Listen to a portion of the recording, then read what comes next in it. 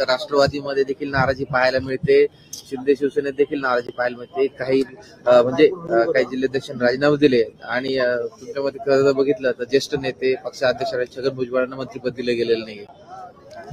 काय पक्षामध्ये नेमकं काय सुरू आहे?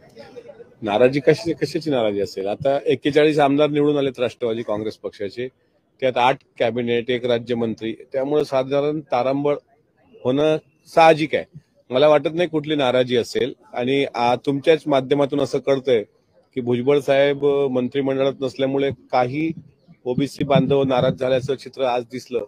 ते सुद्धा राज्यसभेवर लवकरच पक्षाकडून जातील अशी माहिती पण तुमच्याच माध्यमातून मिळाली. त्यामुळे जर कोणाची काही नाराजी असेल तर ती पक्ष पातळीवर नक्कीच दूर करण्याचा प्रयत्न होतो. आमच्यात नाही, भारतीय जनता पार्टीमध्ये सुद्धा अनेक असे नेते आहेत सुधीर भाऊंसारखे की त्यांना सुद्धा काल मंत्रिपदाची शपथ घेता आली नाही. शिंदे साहेबांच्या शिवसेनेत सुद्धा दीपक केसरकर साहेबांसारखे लोक आहेत, त्यांना पण शपथ घेता आली नाही.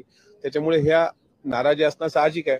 आणि आता जानेवारी फेब्रुवारी महिन्यामध्ये महामंडळ वगैरे सर्व तिन्ही पक्ष एकत्र येऊन त्याबद्दल त्यांची जे काही नाराज आहेत, जे राजीनामा द्यायच्या तयारीत आहेत, त्यांची बोलवण त्यावर केलं जाईल असं वाटतं. आणि तिन्ही पक्ष एकत्र राहून हे सरकार पुढे 5 वर्ष टिकणारं सरकार स्थापन केलं.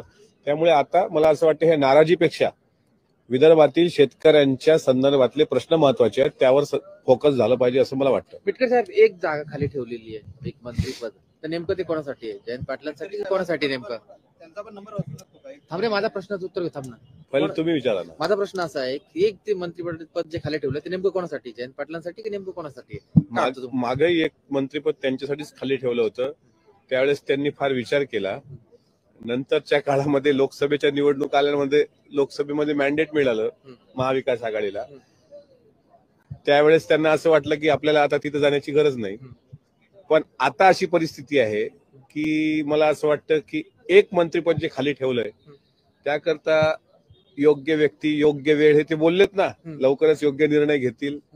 त्याच्यामुळे तो योग्य निर्णय होईल. तुम्ही बघा आता एक जागा जी राखीव ठेवलेली आहे, काय वनडाऊनला जो प्लेअर होतो ना ते वनडाऊन प्लेअर करता ठेवलेली आहे. जयंत पाटील असतील त्या पदावरती?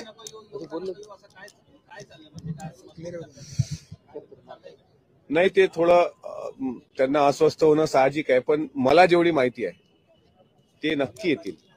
दुसरं असं आहे की त्याच प्रश्नात ते लवकरच नक्की येतील. कारण त्यांनी सांगितलं योग्य वेळी योग्य निर्णय घेऊ.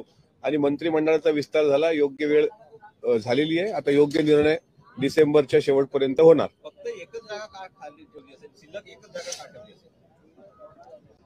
तीच तर खरी मेख आहे ना. ती आता जर मी सांगितली तर त्याचा काही त्याचं गांभीर्य राहणार नाही. त्याच्यामुळे एक जागेच्या मागचा उद्देशच तो आहे, योग्य व्यक्ती योग्य निर्णय योग्य वेळ. त्याकरता